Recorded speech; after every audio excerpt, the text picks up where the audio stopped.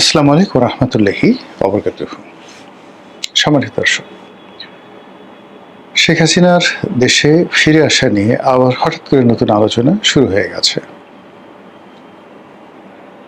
তিনি এই বাংলাদেশ থেকে যাওয়ার অল্প কয়েকদিন পর হঠাৎ করে বলে ফেললেন যে তিনি টুস করে ঢুকে পড়বেন যে কোনো একটি সময়, এবং তিনি তার সেই যে বাংলাদেশে ঢুকে পড়ার কথা তিনি বলেছিলেন নিজের মুখে তার এক কর্মীর সঙ্গে কিংবা আওয়ামী লীগের কোনো নেতার সঙ্গে, এবং এই সকল টেলিফোনে যে সংলাপ তা আবার আওয়ামী লীগ বা তিনি নিজে সেটা আবার ফাঁস করে দিয়েছিলেন। এই রাষ্ট্র ব্যবস্থা 17টি বছর ধরে তিনি তিলে তিলে সেই তার যে বাহিনী, তার যারা অ্যালাইড, তাদেরকে তিনি লালন করেছেন, পালন করেছেন এবং প্রতিষ্ঠা করেছেন। ফলে এই রাষ্ট্র ব্যবস্থার পরতে পরতে তার লোকজন আছে। এই রাষ্ট্রে যে সকল প্রযুক্তি এসেছে, যে সকল ভালো দিক আছে, একই সঙ্গে যে সকল মন্দ দিক রয়েছে, প্রায় সব জিনিসগুলো তার মুখস্থ। ব্যাংকে কয়টি টাকা রয়েছে, কেন্দ্রীয় ব্যাংকে কি কি সমস্যা আছে, ক্যান্টনমেন্টে কি হচ্ছে, ডিজিএফআই, এনএসআই, ডিজিএফআই, পুলিশ কতটুকু লাভ দিতে পারে, কতটুকু তাকে উপকার করতে পারে, ক্ষতি করতে পারে, সব জিনিসের মুখস্থ। ডক্টর মোহাম্মদ ইউনূস যে চেয়ারে বসেছেন, সেই চেয়ারে তিনি 17 বছর প্রচণ্ড প্রতাপ নিয়ে এক নাগারে তিনি চালিয়ে গেছেন। আবার গত 4 মাস ধরে তারেক রহমান সাহেব যে চেয়ারটিতে বসেছিলেন, সেই চেয়ারটিতেও তিনি 17 বছর বসেছেন। ফলে এখানে থেকে তারেক রহমান সাহেব কী করতে পারেন, তারপর ডক্টর মোহাম্মদ ইউনূস কী করতে পারেন, এই পুরো জিনিসটি তার মুখস্থ। ফলে তিনি ইচ্ছে মতো নাড়ছেন, ইচ্ছা মতো খেলছেন, ইচ্ছা মতো প্রতিপক্ষকে রীতিমতো দৌড়ের উপর রেখেছেন। তার ফলে যখন ইউনূস জমানাতে তিনি বারবার আসতে চাইতেন, টুস করে ঢুকে পড়ার চেষ্টা করতেন এবং বলতেন যে আমি আছি, তোমাদের খুব কাছাকাছি, তখন লোকজন ভয় পেয়ে যেত। কোথায় আছেন? কাছাকাছি বলতে কি দিল্লিতে আছেন? কাছাকাছি বলতে কি আগরতলাতে আছেন, শিলিগুড়িতে আছেন, নাকি কোথায় আছেন? নাকি অরুণাচলে আছেন, মেঘালয়ে আছেন, আসামে আছেন? মানুষ ভয় পেত। আর ভয় পাওয়ার কারণও আছে। 17টি বছর তিনি কেবল বাংলাদেশের মানুষকে চুম্বন করেননি, আদর যত্ন দিয়ে লালন পালন করেননি, তিনি শাসন করেছেন, সোহাগ করেছেন, বাম্বু দিয়েছেন, আছাড় দিয়েছেন, আর যেটিকে বলা হয় থাবা দিয়েছেন। বাঘের যেভাবে থাবা, সেভাবে থাবা দিয়েছেন, আর অনেক কিছু। ফলে যারা তার দ্বারা উপকার পেয়েছেন, তার প্রেমে মুগ্ধ, তার আপত্ত স্নেহে তারা সবাই আবেগ আপ্লুত। যাদের উপকার করেছেন তারা কৃতজ্ঞ, যাদেরকে ধাওয়া দিয়েছেন তারা দৌড়াচ্ছে তার কথা শুনে, আর মাঝে মধ্যে পিছনে তাকাচ্ছে, এই ধরে ফেললো বুঝি। যাদেরকে বাঁশডলা দিয়েছেন, ইলেকট্রিক শক দিয়েছেন, আয়নাঘরে ঢুকিয়েছেন, গুম করেছেন, ক্রস ফায়ার দিয়েছেন, কেউ বেঁচে গেছে, কেউ মরে গেছেন, কিন্তু তার পরিবারকে মেরে গেছেন। ফলে অনেকগুলো জায়গা, জনপদ, সব জায়গাতে তিনি একটা আতঙ্কের, ভয়ের, প্রেমের, ভালোবাসার একটা, যাকে বলা হয় জাগরণ, জোয়ার তিনি তৈরি করে রেখেছেন দিল্লিতে বসে। এর ফলে কি হলো, রাজনীতিতে কখনোই শেখ হাসিনা বিহীন রাজনীতি হচ্ছে না। তার যারা প্রবল শত্রু, তারা তাকে মোকাবেলা করার চাইতে তার বিষয়ে আল্লাহর হাতে ছেড়ে দিতে বেশি পছন্দ করছেন। তারা জানেন যে এই ভদ্র মহিলার পায়ের নখ থেকে মাথার চুল পর্যন্ত কূটনীতি, অর্থনীতি, ধর্মনীতি, দুষ্টুমি, আরও কিছু যা কিছু আছে, সব কিছুতে পরিপূর্ণ। তিনি এক হাতে বাঁকা বাঁশের বাঁশুরি, আরেক হাতে রণদূর্য। এটি নিয়ে তিনি খেলেন।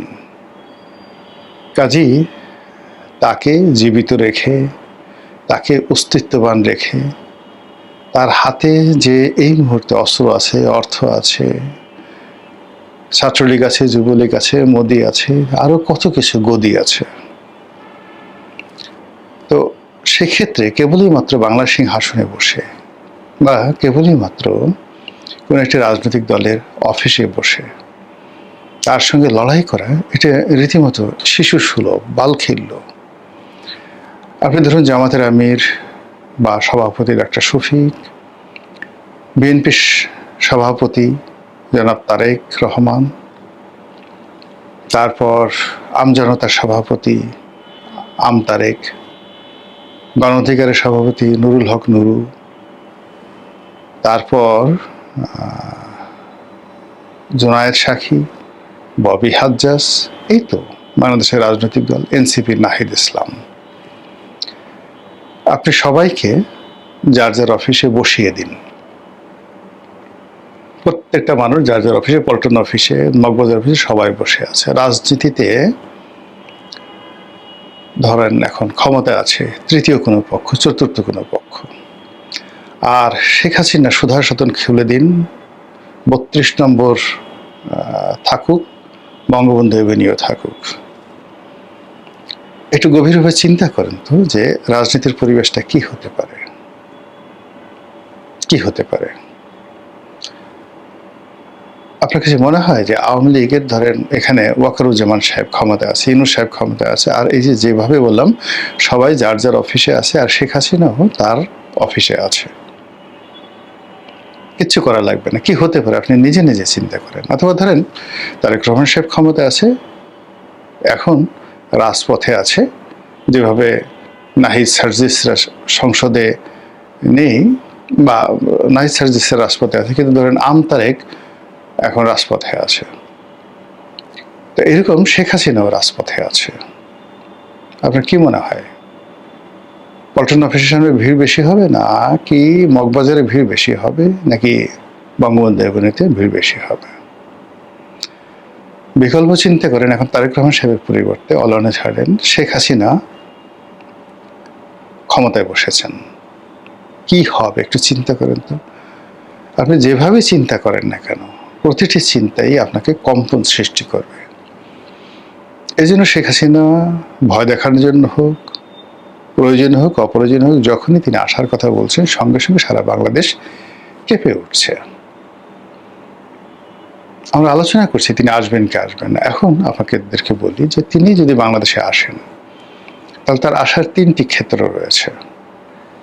একটি হলো একেবারে সম্মানজনক, সহজ সরল পদ্ধতি হলো তার সকল মেশিনারিজ দিয়ে বাংলাদেশের পুরো রাজনীতির অঙ্গন তার জন্য অপরিহার্য করে তোলা, আর প্রতিপক্ষের জন্য জঘন্য, অসহ্য, অস্বাভাবিক, বিস্ময়কর এবং যাকে বলা হয় জনগণ বিক্ষুব্ধ হয়ে উঠবে এক্সিস্টিং রাজনীতিবিদদের ব্যাপারে।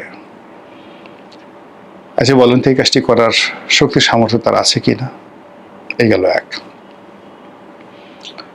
2 নম্বর হলো যে এত ঝামেলা কিছু দরকার নেই। রাজনৈতিক দলগুলো বিএনপি, জামাত, এনসিপি তাদের সঙ্গে পর্দার আড়ালে তার একটা সমঝোতা হলো, কথাবার্তা হলো, এবং যেভাবে যে এখন এটি পার্লামেন্ট চলছে সমঝোতার মাধ্যমে, যেভাবে ডক্টর মোহাম্মদ ইউনূস একটা ইলেকশন দিয়েছেন সমঝোতার মাধ্যমে, যেভাবে তারেক রহমান সাহেব বাংলাদেশে এসেছেন সমঝোতার মাধ্যমে, এই অভিযোগগুলো যারা করছে সেইরকম একটা অভিযোগ দিয়ে ধরুন এখন পর্দার আড়ালে শেখ হাসিনার সঙ্গে একটা সমঝোতা হচ্ছে, তার প্রেক্ষিতে তিনি বাংলাদেশে আসছেন। এর বাইরে দিল্লি এবং আমেরিকা তারা খেলছে এই সরকারের সঙ্গে, শেখ হাসিনাকে নিয়ে খেলছে। এর দুটো পার্ট। একটা পার্ট হলো শেখ হাসিনাকে সামনে রেখে তাকে ভয়, মানে যে এলিমেন্ট অ্যান্ড অ্যাসিড হিসেবে রেখে প্রতিপক্ষকে ভয় দেখাচ্ছে, এটি হলো একটা। আর তারা এখন আসলে সত্যিকার অর্থে চাচ্ছে শেখ হাসিনা আসুন, ক্ষমতায় বসুন এবং তাদের পারপাস সার্ভ করুন, এবং আরো অনেক কিছু। এই 3টি যে সীমা পরিসীমা, 3টি দৌড়, 3টি উইন্ডো, এর মাধ্যমে আসলে শেখ হাসিনার ফিরে আসা সম্ভব। এখন তিনি আসলে কি হবে, না আসলে কি হবে, সেটা তো অন্য একটা ভিন্ন বিষয়। এখন তিনি আসবেন কি আসবেন না, সেটা নিয়ে খুব সংক্ষেপে আলোচনা করে আজকে বক্তব্য শেষ করবে। আমার কাছে যেটা মনে হচ্ছে, শেখ হাসিনা আসবেন।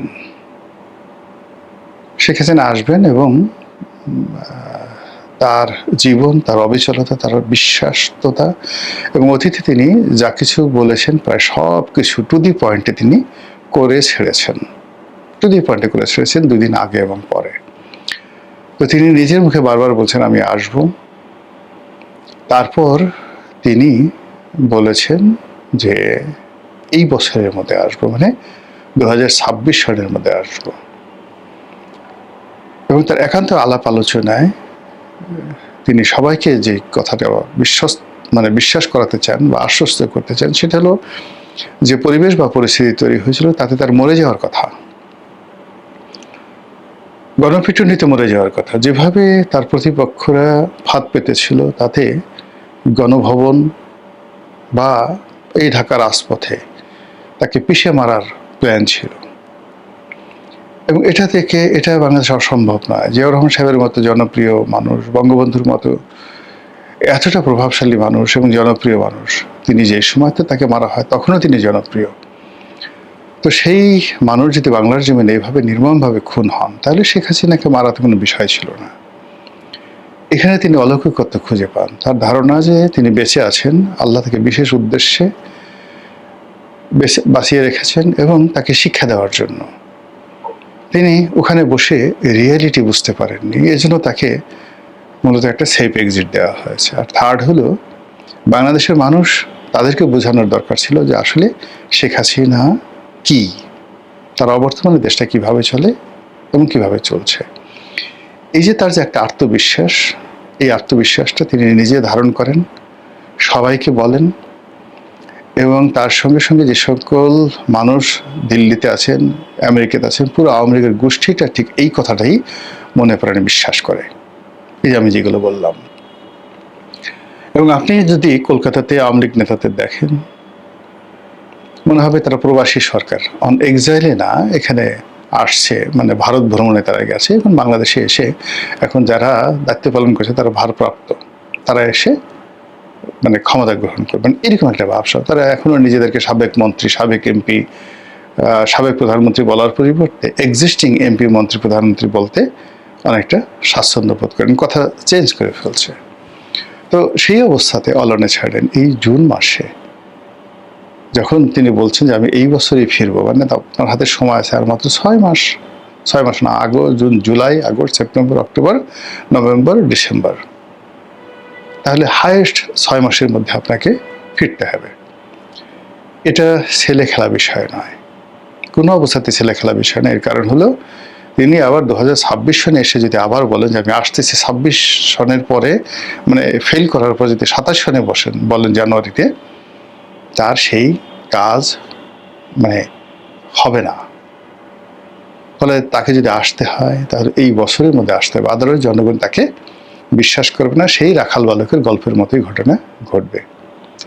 দেখি, আমরা চুনোপুটি সাধারণ মানুষ, আমাদের আসলে কান আছে, এই কান দিয়ে আমরা শুনি, লোকজন বলে, আমরা তাই শুনি।